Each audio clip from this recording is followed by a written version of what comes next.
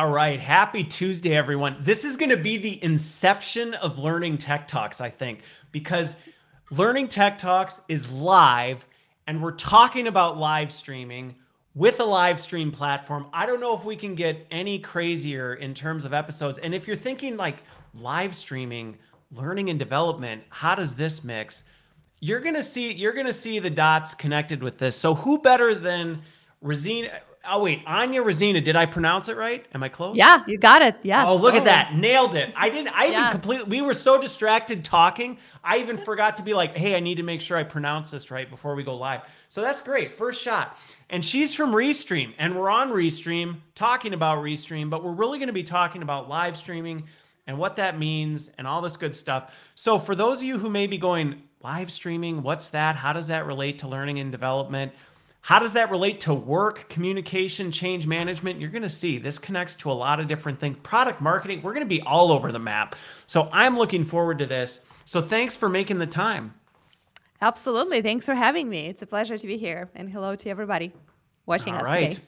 Well, you know what? We're going to get started on the discussion here. So you've been with, and let's start with your journey. And those of you who are joining, feel free to comment in where you're joining from. That's where I'm always curious. So I'm in Wisconsin, where I always am. Anybody who watches this familiar background hasn't changed in the 2.5 years that I've been doing this. But where are you, Anya? I'm based in Austin, Texas, and my background is also right here. This is Fine Dog that is keeping me motivated. Yours is way cooler. Yours is way cooler than mine, I gotta say. Okay. All right, and you've been with Restream for how long now? I just celebrated my 4th anniversary with them, so that's crazy for a startup company. Yeah, I joined back in 2018 and never looked back. Okay, all right. And so let's talk a little bit about the story, because you shared with me backstage how this ended up coming to be. Because live streaming's, it's new, but it's not new. And so I'd love to just have you share that journey, because I think that's going to help people see you're going to start seeing how these dots connected. Yeah, totally. You mean like the story of Restream, right? Like how they started. How they started, and then how you ended up joining on that journey. Totally. I'm just seeing lots of comments from my community because we're using I know. pairs. You got all it's just like it's just going so crazy. So I'm just gonna say hi to Jim, to Garen, to Paul from Shopify, who I recently had a chance to meet virtually. And thank you so much for tuning in. It's so good to see you guys. And like, it's just so, it makes me happy when I see the chat from my community just like blowing up and getting all like purpley. So thanks for dropping a line. All right, so the Restream story, it's a pretty inspiring thing. It's actually pretty timely right now with some global events that are happening. So the founders of Restream are both originally from Ukraine. Okay. And they are both from like really small town. Like the CTO is from really, really small town. And the CEO is from a city called Vinnytsia. It's also pretty small, pretty far from Kiev, the capital. And originally when they met, they were just, very young 20-year-old guys. And they had this vision for their first startup, which was not Restream. Actually, not many people know that. It was a company called Tutorsband. And the vision was that they wanted to create an e-learning platform. Now, this is circa 2013, it's close to right? home. Yeah. Yeah, it's like very early. The whole concept of learning virtually is not as widespread. There's no Teachable. There's no like massive success of Thinkific and platforms like that. But they in Ukraine already think that the world is based on this assumption that people who are skilled want to connect with people who are curious, because the skilled one wants to share their abilities and the curious one wants to learn. So with that in mind, they started to build, and they created this platform called Tutorsband, where you could put your course, or it doesn't even have to be a course. It could be any kind of like little sprinkle of wisdom or anything you wanted to share. Like, here's how you make an enchilada, whatever you want to do. But of course, they were very early, so they didn't have a lot of traction. And they were like obsessing about the production and details. So it didn't necessarily, explode. It was like the early days of master classes, honestly. I mean, it's kind of like you're an expert and you want to help people who are curious about being better at that do it.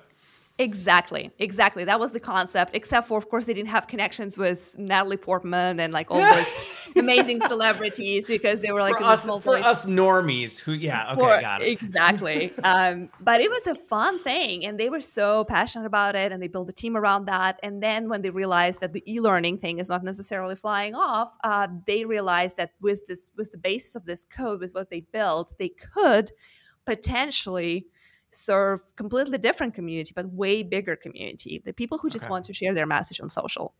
And at that time, the idea of like, okay, let's just make a live streaming platform from this was kind of wild, because live streaming at that time meant gaming. Like live streamers. Oh, it was very kind of like cliche and if you're big into World of Warcraft or whatever big game was going on, then you were a live streamer, but that was about it. That was about it. And there were only two really popular platforms where you would go live altogether. It would be Twitch and YouTube gaming very early on at that time. Facebook Live did not exist. LinkedIn Live did not exist. So hello, all the people on Twitter, LinkedIn, and whatever other platform you guys are watching us from. That was not a thing at that time. Now we're talking 2014, early 2015, when they were kind of transitioning. But this idea that people want to stream, and when they want to stream, what's their mission? What's the goal? Is to reach as many people as possible, right? Like even if you're a gamer, no matter what kind of content you're trying to stream, your goal is to reach as many eyeballs as possible. And then the multi-streaming concept came up out of this. Well, like, why would you only go on Twitch? Yeah, why would you want to just pick one? Exactly.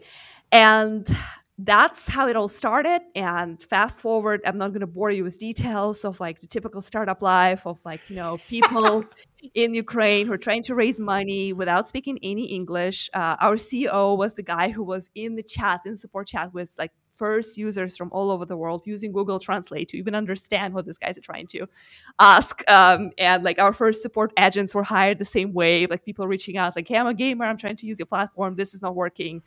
And like they would be like, hey, do you want to work for us? Do you want to support our users? Because it's like, you know what you're doing. So that's how we were growing at first. It was like very scrappy, very like it was hard to raise money for them because they were not polished San Francisco like type Silicon CEOs. Valley.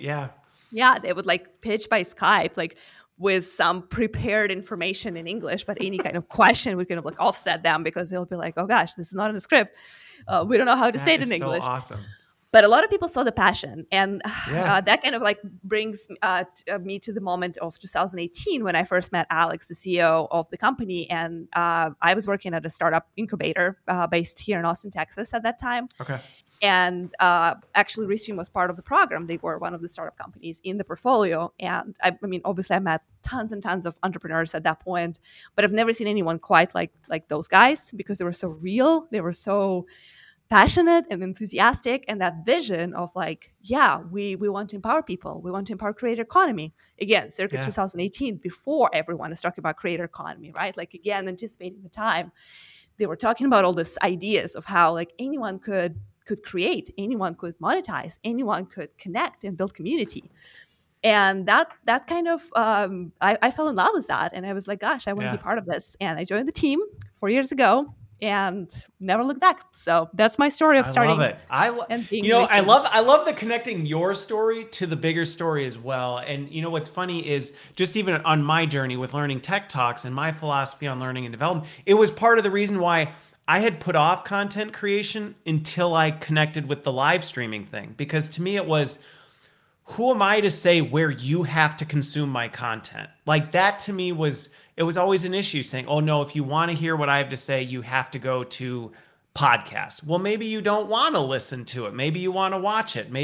And so the ability to say, you know what, I'm just going to put it wherever, and then you can decide what you want to do and how you want to engage with it. That's where the whole multi-streaming thing really connected with me. And I went, well, this is great. Now I can just do one thing and reach people as many ways as possible. Totally. Okay. Well, so I want to, let's define this a little bit, because even though we've come a long way since 2013, where again, when you thought of live streaming, you thought, in the basement streaming their video games while, they're eating Doritos and Mountain Dew. And we've come a long way from those days, but I still think there is some misconceptions or even just kind of stigmas of like, oh, that's what live streaming is. So I am curious, when you say you work for a multi-streaming or live streaming platform, how do you describe what that is? And we had a little bit of conversation backstage about things where people go, oh no, I'm doing a this. And you're like, that's kind of the same thing. Yeah, that's a great question. So it kind of depends on who you're describing this to. Okay. Like the pitch for your grandfather would be slightly different from the pitch to your nephew. So I'm going to give you both just to give you the idea, because of course, like the younger generation is very immersed into interactive content. And then the moment you drop that interactive element in there, I don't necessarily push on the multi-streaming part of that. Like that's our core product. And like I mentioned, our founders are the inventors of the concept of multi-streaming. Before Restream, there was no such thing as going live on 2 or more platforms at the same time. No, you used to have to pick. Yeah, I had to pick. And a lot of times it was also like really complicated OBS style downloadable programming. Like I don't know if you had experience of opening OBS, open broadcasting software. It wasn't something the average user would be like, hey, I'm going to do this thing. You're defeated by that. You're terrified. Like you open up this thing and you're like, can I even close this? Like, how do I undo this act so I can live, right? So of course, with that in mind, like if we shift to like younger generation right now, people know that interactive content is everywhere, right? Like you think about any social platform, you think about like any daily activity of an average young person right now, it's like all about Instagram Live, it's all about chatting, connecting, talking, commenting. So that's why I like to push on the interactive element. So yeah, I work for a live streaming company, so we do video, like interactive live video, like it's real time and it's a two-way street. So that's the easiest way to explain it to most people. Now for people who are completely not aware of the concept of live, then I usually talk about video in general. Like, you know, like you watch videos on YouTube, you watch videos on, you know, whatever social platform you use. So imagine those videos could be real time. And then we come back, kind of like circle back to that interactive, and you can chat. And then we can highlight some comments right here in that we see, and we can make those like comments part of our conversation. Exactly. Right there, like Todd. You can come up and we can say, hey, look at that. Todd's saying how much he enjoys your presentations. Exactly. And that's awesome. So now Todd is part of our conversation. And that's what makes live video unique. And that's what makes it special. And that's what empowers creators, no matter what you're trying to do, whether you're trying to play a game and engage your community or sell products or services, or you're a pastor who is preaching and trying to reach as many people in their congregation as they can with their message. All of that is possible because it's live, it's videos, it's entertaining, and it's interactive. It's a two-way street. Everyone is engaged. Okay. So with that, I am curious, just having spent as much time as you have with this, because I've seen, and again, the parallels to learning and development are very close. I mean, there's a lot of parallels where I am curious some of the best practices that you see with this, because I can completely see, and I've seen them, where people go, oh no, I'm doing a live stream, and you go, boof, right? You're missing, it's not necessarily bad, but it's missing opportunity to capitalize on it. And you go, you know, you could have just probably not done it live because you actually are missing on that. Are there any of the things that you go, this is actually what makes a really great live interaction? Yeah, so we definitely get a lot of those questions asked. And like, I think there are two most popular, I think, assumptions or misconceptions, however you want to call them. Number one is live is difficult. It's so hard to do live video. And like, that's one of those things that I'm trying to debunk for 4 years of my career, and probably spend the rest of my life debunking, because I'm not a video editor. I don't have any professional training in working with video, right? And I can tell you, if I can go live, if in 2020 when pandemic hit and I realized that a ton of things that I used to do as a marketer, any in-person event, anything that was happening in the office was just gone. It just poofed overnight, right? Like I realized that I have to start going live in order to stay relevant, in order to continue talking to my audience. Yeah, to keep yourself out there. To my users, exactly. Because like I cannot do my job if I don't talk to my users. So basically, with that in mind, very little experience, I started, like I was that person who was like, all right, I'm going to go live. Oh gosh, like what's going to happen? And I can tell you it's not hard. It's a lot easier than it sounds. And now when I got a lot more immersed into that whole world of video, and I actually can now edit videos using certain tools and programs, I can tell you it's like 100 times easier. Going live is just, it's a massive time saver. And then the second element of live is, of course, that interactive thing that we're going to touch on later.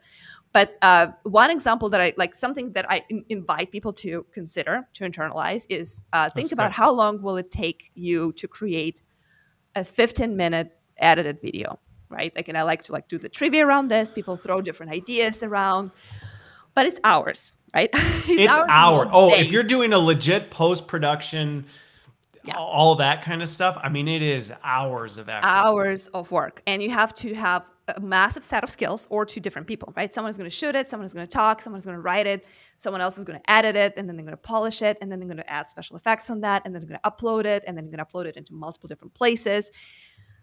Most people do not understand what goes into video production in that level. It's crazy. It's so much. So it's going to take you hours. Now think about if you want to go live for 15 minutes and just quickly demo something like pairs, or like the chat that we're having. How much time will that take? Well, I'll tell you, it's going to take 15 minutes. 15 minutes. Yes, because your whole act is going to start on the moment when you hit live. Then you show your screen and say, hey, see how these folks are joining us and they're commenting and we're highlighting their comments and now they're part of the conversation. How cool is that? So you can try that at restream.io. Done. So that's something to consider. And yes, of course, there is value in amazing production. If you're filming Spider-Man, don't do it live. It's not going to look good in the cinema. Well, and I think that distinction, though, the thing is, that's an important distinction, because sometimes I've been in conversations where the battle rages, where people go, well, high polished quality video production, no live. And it's like, why are we arguing about this? It's both. It's not one or the other. It's figuring out, what are you trying to do? And then how do you balance that and say, well, yeah, you can have both. You don't have to pick one or the other. Yeah, exactly. And you can elevate the quality of your live quite a bit. That's what we're doing right now, using our DSLRs, using good mics, and good light. So there's a lot you can do with minimal investment. But I think the important thing to remember is that most of us here on LinkedIn, on marketing side of things, on tech side of things, on product side of things, we're not filming Spider-Mans. We are communicating an important message or teaching people how to use or benefit from something. Maybe we're selling our products and services, but it's a different purpose. So it doesn't have to be difficult, and you can make it very easy. And live streaming is the shortcut. It's the hack. Yeah. So that's what I want to consider. I want to talk about this a little bit deeper on here, because this is one of the things, and I actually am curious some of the trends you've seen with. So there's the consumer side of this, for, you're streaming your games, you're an influencer, you're doing these kinds of things. But now there's also kind of the whole enterprise side of this. How are you thinking about live streaming in terms of this? And that's one of the things that I kind of tread in both spaces. But this whole speed to delivery cannot be understated with this, because, I mean, again, we've seen this over the past few years where things were changing so fast. You didn't have time to say, well, we need to get a video production crew. We need to plan for X number of weeks of all this, because then by the time you made the thing and got it out, it's like, oh, well, that's irrelevant now because everything's changed. So literally everything you created is no longer even relevant to when you originally planned on creating it. Totally. Yeah. A lot of people are still thinking, 10, 20 years ago in terms of like how the planning works. But yeah, the world has sped up. Like there is no denying that. And yeah, if you need 3 months to prepare a piece of content, that content is going to be obsolete. There's no question about that. And there's something to be said about the massive budgets that are dumped into this. Yes, some enterprise companies can afford that, but a lot of businesses cannot. And then on top of that, you have the technical hell, right? Like, what if something goes wrong? my personal favorite. I think one of our marketing team members were like, what are people afraid of? Like technical hell. Because when your internet connection fails, when your camera fails, when the guy who was supposed to film the whole thing is not here, this is all stressful. And that's the last thing we need. When you are kind of in charge of your own show and you have a lot of easy, user-friendly, intuitive solutions for how to deliver your content, it's liberating. It makes you a lot more likely to create better content. And then the most important is you can focus on your narrative. You can focus on the important thing, because people are there not to see the most beautiful filming. They're not there for photography or filmography. They're there to hear what you have to say. And that's, if you want to spend 3 months on something, I would say spend 3 months on that versus thinking about how you're going to arrange that whole filming thing. And just use simple tools and go live. So it's really cool. People want to know about the Restream pillow. So is that available on the swag store? This thing? So this is really funny because this is actually not a pillow. We do have a Restream pillow, but this is a bag. This is a tote bag. And I just packed it with things. But yes, Paul can definitely get it. Like no problem. We can send it over to you. That's actually Chris. Sorry about that. Chris, yes, you can get that thing. Just like drop us a line. We'll ship one to you. There you go. You get it. Then you can have a cool bag. I know. Yeah. Your background is way cooler than mine. So on this one though, I am curious because this live thing, it is uncomfortable for some folks where they feel a little like, and even I've done it where even the idea of one take can be really uncomfortable for folks because they're like, well, but what if I make a mistake? I'm curious your response because I always kind of chuckle a little bit because I'm like, that's life. I mean, if you go into a meeting and just are having a meeting, you're going to make a mistake. You're going to say something that you didn't plan on saying. Why are we trying to get it perfect? But how do you help people through that? Because it is a legit barrier. It is. Being confident on camera is a huge barrier. And the matter of fact is that even if someone professional is coming to film you, it is still going to be a very uncomfortable experience for people who are not used to being on camera, for people who are not used to work with production crew or like doing interviews. So it's a little bit of an acquired skill. It is not going to be easy at first. So my recommendation is always keep trying. And different things work for different people. Some people are like you, free bird. Like I don't have any script. It's just gonna go. Which not everybody's comfortable with, by the way. Even guests sometimes are like, "What are we gonna talk about?" I'm like, "I don't know. Yeah. We'll figure it out once we get going." Exactly. And like for me personally, like when I run my live shows, I do have a round of show, but like I always feel bad for our writers because they give me that stuff, and I'm like, I'm just giving you heads up, guys. I'm gonna look at it, I'm gonna read it, but I'm gonna go with what the comments are telling me because my audience is gonna tell me where they want to go. So I'm like, I'm super focused on comments and I'm super focused on the chat because, like I said, I believe that live streaming is interactive. That's its major feature and the biggest benefit. So a lot of people are just like, hey, we're just gonna take what's interesting for people. Like someone was mentioning Instagram, happy to comment on that. Versus others prefer to have some kind of a script or some kind of like a teleprompter. Okay. So there are all kinds of options out there. I would say just try different things. Do what you're comfortable with. There's no judgment there. If you are a free runner and if it's easy for you to just like go live and just kind of like you don't lose your train of thought, you're happy doing that.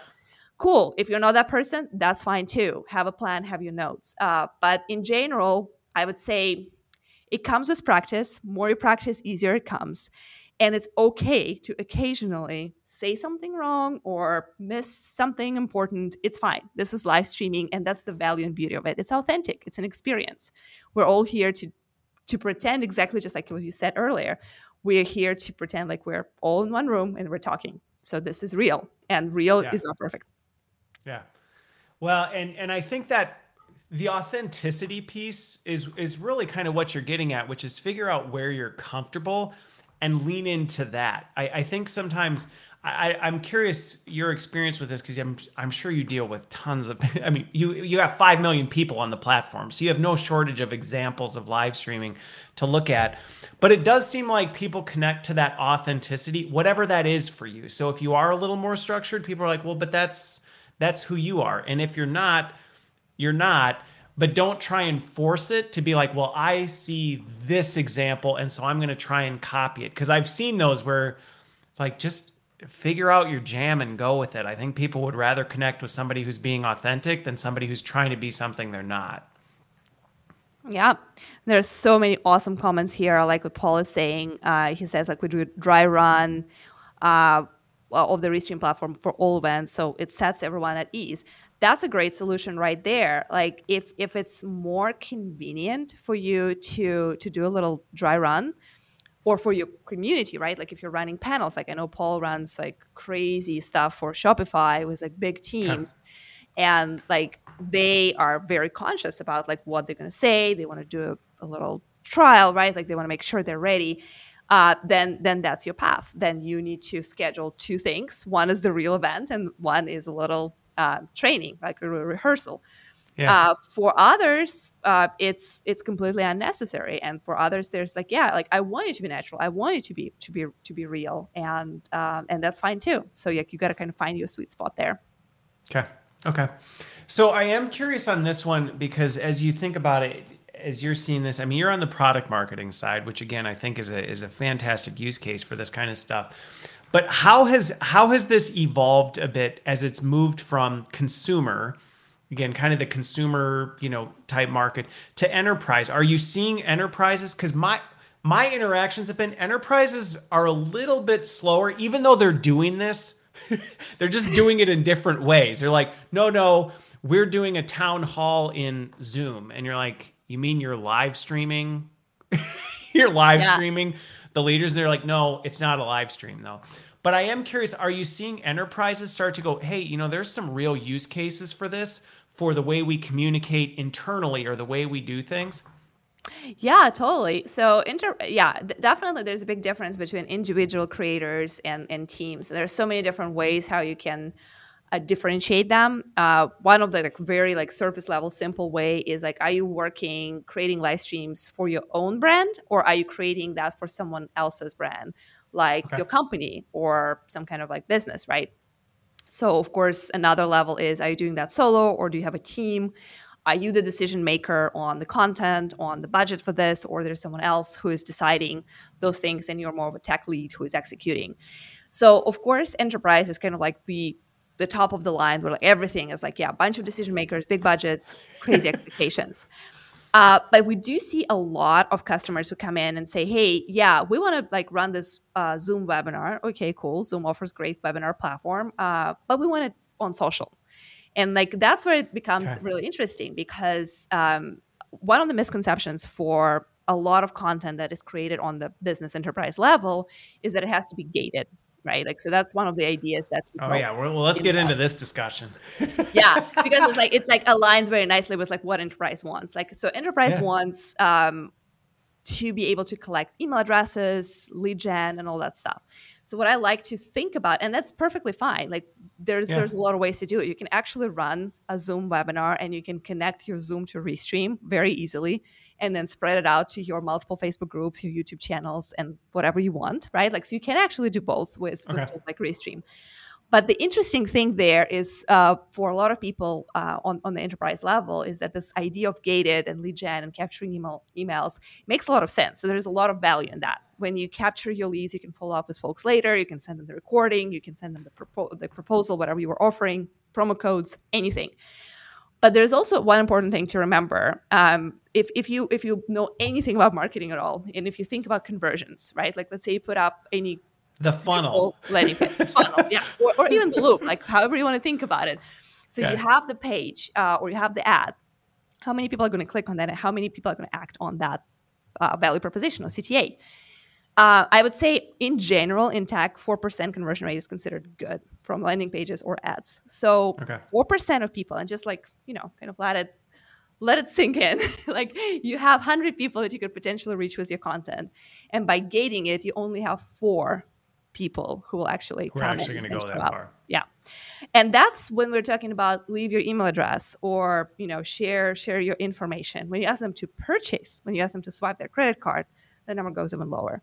So then the question becomes like, what's more important? Do you want to collect those leads, which might be the answer? The answer might be yes. Yeah, if that's the problem you're trying to solve, then maybe that is. Trying to solve. But if the problem that you're trying to solve is to share about your product, about your service, about your brand, about your message, your mission, whatever that is that you're sharing, then gating might not be the best idea. In that case, you want to reach as many people as possible. And I think that's one of the shifts that we're seeing, coming back to your enterprise client question that we're seeing. That's why more and more enterprise clients are saying, we want to go live on social, because we've done webinars for years. We've done conferences and meetings and all these things when we just sell one-to-one or one-to-many. But now we want to reach broader, because we see the potential and the opportunity that we're missing out. Okay. Well, and Yeah, it is going back to this, what problem are you trying to solve, which tying this to L&D, because if you're an L&D leader and you're thinking, okay, so how does this tie to what we're doing? I mean, the same is true with learning content. I mean, I just think back to your founder's original story of how they were trying to get experts to help people who are curious. If you create barriers to that user experience, it's like, well, what really is your goal? If your goal is completion in some system, saying, did they do it? Okay, well, that's one thing. But if you're saying our goal is to create content or knowledge that we want shared to as many employees as possible, then kind of changing that thinking to, well, do we really want to gate? Because again, internally, you deal with the same thing. You gate it behind whatever in LMS, you gate it behind your asset management platform, you gate it behind different things. You're actually creating barriers to things that don't potentially need to be there if the broadest reach is what you're shooting for. Yeah, and it makes sense to consider doing both, because sometimes, yes, the goal is... Yeah, I was curious on that. Have people found success with doing both, where they go, well, we'll still put it out there, but we're going to put, some sort of gating in line with it? Yeah, that's a huge use case, and that's what we always encourage people to consider. Start with going broad, start with reaching all the audience that you can possibly reach, and then figure out how you want to corral the people that are most interested or like fit what you're looking for in terms of your perfect customer persona. And then for them, you can create different type of content. Like for e-learning, for example, of course, webinars, masterclasses, and workshops is a huge, huge portion of what our users do, right? A lot of times they would start with some content that they would offer for free on all their social channels. And then they would say, okay, so if you want more, or if you want like a deeper dive on this, here's a form that you can fill in, and then we can schedule like an individual masterclass. Or go to this closed group, which is membership only. So you have to purchase membership, and then you can get access to that group. And I will stream more content, like with specific use cases, with specific things, into that specific platform. And you can actually do it in one stream, right? Like you can start wide for everybody, and then you can say, okay, so the rest is only for this specific group.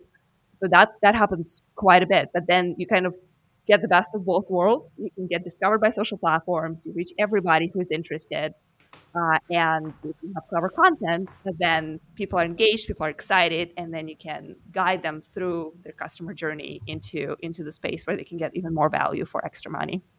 Okay. So in terms of the evolution, I am curious, because you've been here 4 years, right? You've been doing this in the live streaming space for 4 years. How have you seen kind of live video evolve, or at least kind of the focus areas? And are there any? I'm not going to double barrel question you, because I'll follow up with that. I'm really curious to see how you've seen that journey over the last 4 years progress, because again, I think video continues to be a dominant power in terms of content. I mean, and I don't think it's going anywhere anytime soon, type of a thing. But the way people are using it, how they're targeting it, how has that changed in the 4 years you've been involved with Restream? Yeah, so when I started, Restream was still primarily a video game company. Okay. And that's how Restream was referred to a lot of times, because the majority of our just users, right, like the creators were gaming creators. The majority of our enterprise or like big business clients were gaming companies who were running their game releases, tournaments, esports events. So it was like a huge chunk of like what we were doing. We're talking 2017, 2018 at that time. And interestingly, I remember looking kind of like at our like user base and composition. I noticed that there was already kind of like an uprising in coaches, educators. So like all this learning material was already coming through. Quite a bit of worship leaders, like pastors, churches, were also kind of like tapping into that community, because ironically they had similar goal with gamers. I know it sounds kind of weird, but the idea was to share their message. They're trying to reach as many people with the information that they have. So it all fit. It responded to their use case. It solved their problem. And Restream, being at that time one of very few opportunities to do it relatively easily and to connect multiple different channels. At that time, we had already over 30 destinations that you could add, including doublings, so multiple Facebook, multiple YouTube channels. So it was better in the way that mattered for all of those communities and all those people. And it was really interesting to see how, like, from gaming, like more and more different channels and like different types of creators were adding. And then it really changed big time and exploded around pandemic, when people were kind of stuck at home and going live was the only way for them to communicate and to have that real-time interaction. And that's where we had like a huge splash of musicians, artists, e-commerce, crafts and arts. I remember interviewing a girl who was like doing pumpkin, she was like carving pumpkins, and like that was her thing. She could also carve wood, but like pumpkin carving was like her whole channel. And you're like, what? Like, this is crazy. And like all these people who like had this interesting thing going on in their life, wanted to share it on social, building their communities. They were like gaining this fans, and they loved the fact that they could get this feedback loops. And that's what I love, like kind of coming back to professional business and stuff like that. Like, the shows that I'm running are product marketing shows, right? Like, I'm talking about Restream and how Restream tools and services can help people reach their goals, creators. So all of that is important because I can get feedback loops, because I can see what people are saying. Like, Paul was talking about how like he's doing the dry runs. Okay, cool. That's something for me to consider. Like, what can we build in Restream to like support his need to do the dry runs? Someone was mentioning Instagram. So unfortunately, we're not integrated with Instagram because Instagram has a barrier for third-party applications. So you can only go live from the app itself. So that's on Instagram side, not us. The moment they're ready, we'll be happy to integrate. But like those, is the same thing true with TikTok? Because isn't TikTok a similar one where TikTok's kind of got their own proprietary thing? Yes. So TikTok is even more complicated because TikTok is actually, not many people know that, but TikTok doesn't allow anyone to stream live. You have to be a partner or some kind of like, it's kind of similar to LinkedIn in early days. Yeah. Okay. So to stream on TikTok, you have to be approved by TikTok. So there is that barrier on top of the fact that you— on top of it. On top of the app thing. But actually with TikTok, I believe TikTok actually has some kind of like RTMP settings. So you could potentially push your video from Restream into TikTok. But just like any RTMP, it's going to be a one-way street. So the comments are not going to be coming back. You're not going to see and to me, that's a problem because comments, I think, is the most valuable. Well, yeah, because then it's just, I mean, you might as well record it and plop it on the platform type of a thing. Exactly. Versus, okay. Exactly. Okay. So yeah, so that's the beauty of live streaming for product or marketers, because you get those feedback loops. You include the people from the chat into your conversation. And for me personally, I'm not in sales, so lead gen is not the biggest thing for me, but what is huge is knowing what people need and how we can improve, how we can empower them. What's their use case? Who can we showcase next time in our case study? And that's the stuff that you cannot get by uploading. You have to talk to people and see their reactions on what you're saying and find those moments when you can connect. So, because one of the things, so here's kind of an interesting trend in the L&D space. And I'm curious, your take as this, because I think there's going to be opportunity for us to figure some of these things out. Because one of the big things in learning and development now is user-generated content is becoming, it's a buzzword now. And I don't even know that that's the official buzzword for it. I hate the buzzwords. But that's what we're really talking about is we have employees in companies who know things, and they have a lot of knowledge and wisdom, and we need them to share it with other people, but we don't always internally have good ways to do that. There's not necessarily really good ways for people to kind of capture, I know something or I have something and I want to share it. And then the barriers to do that just continue to make it more difficult. So I am curious, are you seeing, how could you see something like this working for internal knowledge sharing? Because this is kind of a use case that I've tried to test out and do some different experiments with to figure out how do you actually use this kind of thinking of democratizing knowledge, democratizing content, pushing this out, live interaction type stuff. Do you have anybody that's doing this internally? And if so, how? How? Yeah, that's an interesting question, and I do have very specific and use case that what we did. Yeah. So when Studio, which is what we're using right now, kind of showed up in Restream, we were obsessively using it for everything, including things it was not designed for. Literally, this is actually really funny. Like Paul here in the chat knows that when we were supposed to talk about the product, I was supposed to get some of his feedback on Restream. I sent him Studio link so we could have basically a Zoom call, but in Studio, right? Because you can have up to 10 people and you can have a meeting in Restream Studio. You don't have to. And it's browser based. It's like super easy to get into it. Exactly. It's super easy. They don't have to think. They just click the link. They, install their camera and they're here. But on top of everything, you can like put like cool backgrounds. You can put like a little countdown timer. By the time like when they show up, they can like see the 30-second countdown. They'll be like, oh, that's awesome. Like, this meeting is about to start. Like try adding a countdown timer to Zoom. Maybe you can succeed. Like, I don't know, but I was not able to. Like, I don't know how to do it on Zoom. It just gives you this little like, host is not ready. You're waiting. Just sit still. Test your speakers.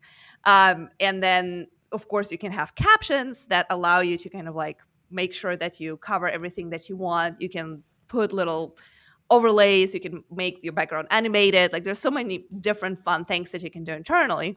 And then you can record that and then you can repurpose that, which is very interesting. Something that I did with our VP of content earlier this year. Basically, it started around Christmas and kind of like overlapped through January, February. We wanted to interview some of our users and we invited them to studio. We just recorded our interviews where they would provide their feedback, tell their stories. And then we repurposed that stuff in many different ways. I used it for my product needs, right? Like, so I was like, okay, so this is the features that people need. These are the things that they get stuck. This is what we need to explain better. And content team repurposed that into quotes, into little audiograms, into little clips if the video was good for the person joining. So there's so many ways you could use that aside from just like, okay, let's connect our channels, click go live, and now we're on YouTube. So definitely you can get creative with Studio if you're looking for a way. Well, and it looks like Paul's copied from that because he's using it for his team meetings too. And I've got to say, so I haven't used it for team meetings, but one of the things that is actually really helpful with it, and one thing I'm surprised more meeting platforms haven't picked up on is layouts. Mm-hmm. That to me is one that, I mean, I can't tell you how many virtual meeting platforms where it's like everybody hates the fact you go to share your screen and blip, like the whole screen's this, and you're like, well, but what if I still want to see people, or what if I want to kind of put it in the, in the corner type of a thing? And they really haven't addressed that. So even meetings that tend to be more presentation styles where you go, you know what, we need to show something, but we don't necessarily need that to be 100%. I mean, I won't mess with the layouts because then we'll just send people and things. But the other thing you brought up, and this is something that I've used with L&D teams and have recommended people for, is rapid production of video content. There actually are not a lot of tools, and that's one of the things. Streaming studios have done a really good job of making it fast and easy to produce rapid content and actually kind of do almost production scale type stuff. Going back to what we talked about earlier, which is reducing the amount of time. I think, Rudy, I think you mentioned it. You plan for an hour of content work for every minute of video production. I mean, you think about that ratio. Yeah. That is a lot. That is a lot of work. And I know some tools are good at, I just need to capture my screen and record me talking through it. Okay. But there still ends up being a lot of post-production with the pre-record, the real, I mean, you think of my countdown on this show, that's like counting down before we go live.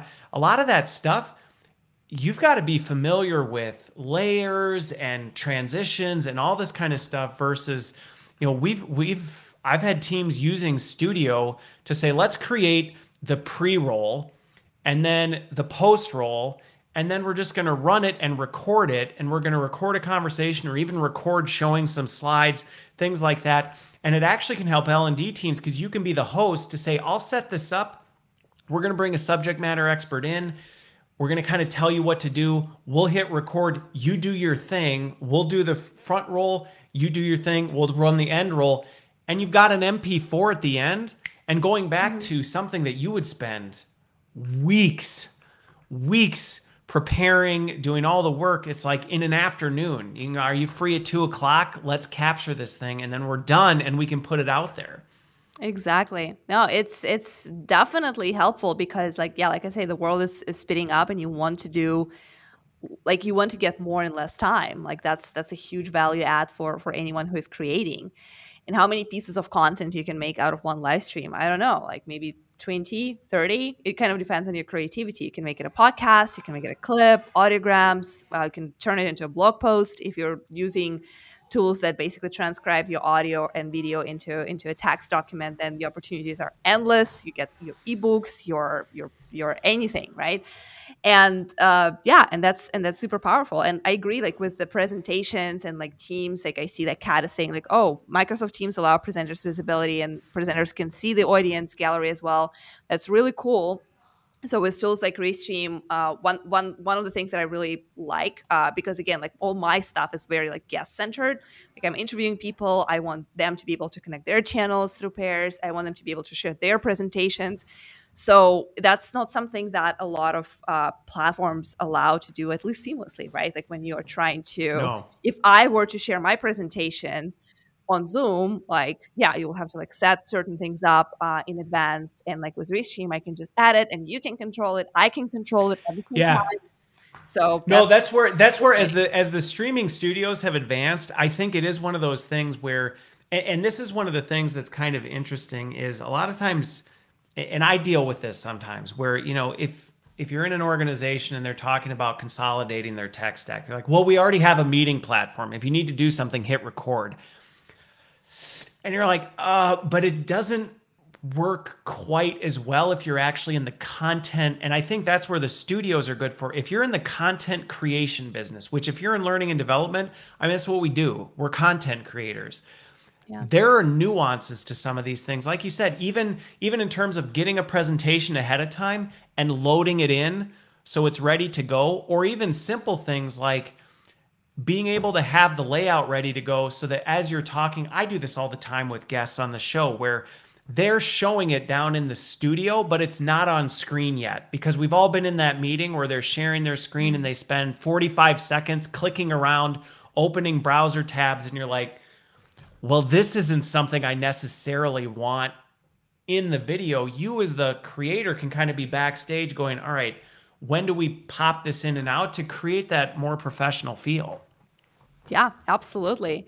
And you can be on camera, you can be behind the scenes, you can have a lot of different co-hosts and co-producers if you need to. So you can make it as sophisticated as you need, kind of like coming back to folks on the enterprise level who are used to having a lot of different people running the show and like very narrow specialties within the thing. Oh, I'm the graphics guy, I'm just going to control that. Like, oh, I'm the narrator, I'm going to like engage the audience and hype them up. So cool, you can have that all as well.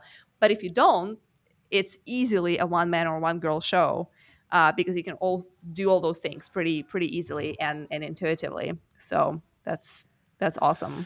So I am curious from a skill standpoint, because this goes that point, and see, this is where we just flex with things.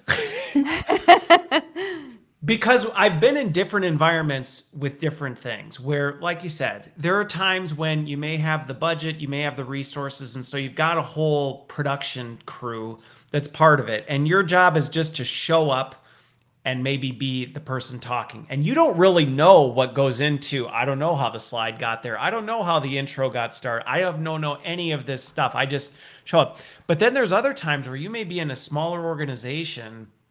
And this is where for L&D teams, I'm encouraging a lot of folks. I'm like, are you looking at virtual studios? Because this is access to something that historically may have been very difficult. You may not have had 20 grand to go hire a production crew to come shoot a talking head video. And so then you just went, well, I guess we just won't do it. Versus these virtual studios now really do open up access to say, you create a few templates, you create some of this stuff, you get familiar with how to use it. You can actually create very easily production quality video with minimal effort by yourself, or again, invite a guest and say, here's how this is going to run. I'm going to hit record in 1 minute and let's just do it. But I am curious, what kind of skills have you seen people need to develop, or what are some of the areas where when people maybe first start, you go, well, I can tell you're newer at it, and then they kind of grow in that? Yeah, that's a great question. And I think a lot of people, like we mentioned earlier, think about live streaming or video production in general with this, like they're full of fear of the technical hell. Yeah, it's very intimidating. Yeah, it's scary because you need to know how cameras work, you need to know how computer works, and like especially if you had experience with like more want to say prehistoric, but like earlier days production software.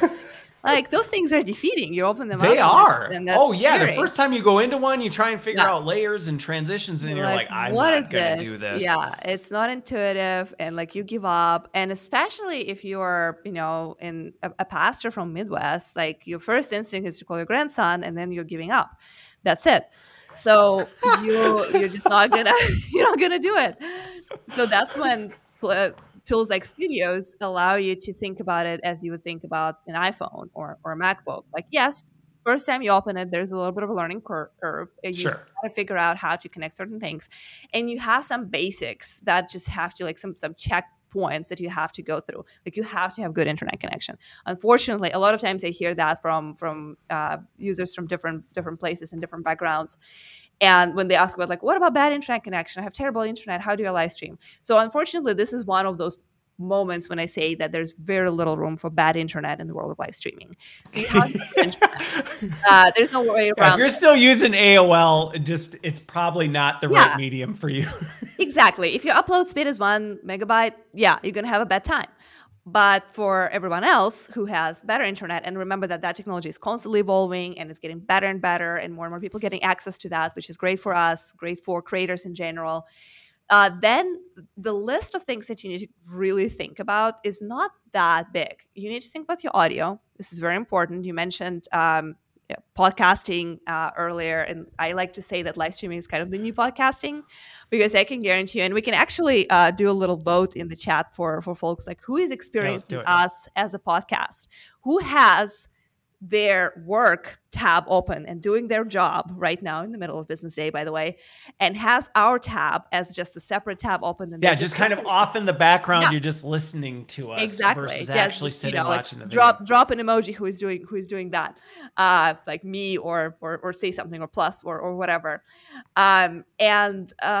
So that's important. You want to get your sound right, because if your audio is bad, people are not going to listen. You want to have some kind of visual investment. You don't have to buy a DSLR camera, but you probably want some kind of a USB camera. Something like Logitech Brio would probably be. I've got the Brio 4K, and it looks beautiful. Great. It's we got somebody watching on the big screen. Now I'm intimidated. With champagne. With champagne. Which is amazing. Like, I wonder what time zone. I'm pretty sure. I'm hoping that's Europe. If not, that's cool too. We don't judge. Here's Chris saying me. You see, like that happens all the time. Like a lot of people are just like, hey, I'm gonna do my thing. I'm gonna edit my video, as someone mentioned. But on the background, I'm just gonna have this tab open. So we are already a podcast for a lot of those people. And then you want some lights, right? Like you want to make sure that you have some lights. And sometimes my first year of live streaming, my light was the window and the sun itself. Luckily, I live in Austin, Texas, so it's rarely a problem. I had special lights, and honestly, the window outside, it's always so bright that people were like, it actually looks weirder when you have lighting hitting you from different ways. So I was like, okay. It looked a lot worse when I was facing the other direction. My desk used to face the other direction, and then it was, backlighting, not a good setup. Yeah. Folks are hilarious there. Like this guy right now, says Rudy. You see, like a lot of people, I told you, it works every time. Like who is listening to us, not watching? It's always like someone is like, that's me. Yep. And like Garen says, 11 a.m. ran out of coffee. This was the next closest thing.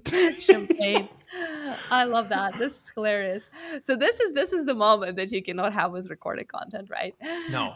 So yeah, it's intimidating the first time, but there's so many guides. There's so much information out there. And the important part is to just get started. You don't need a lot. Internet connection, computer, probably some kind of audio, some kind of a microphone.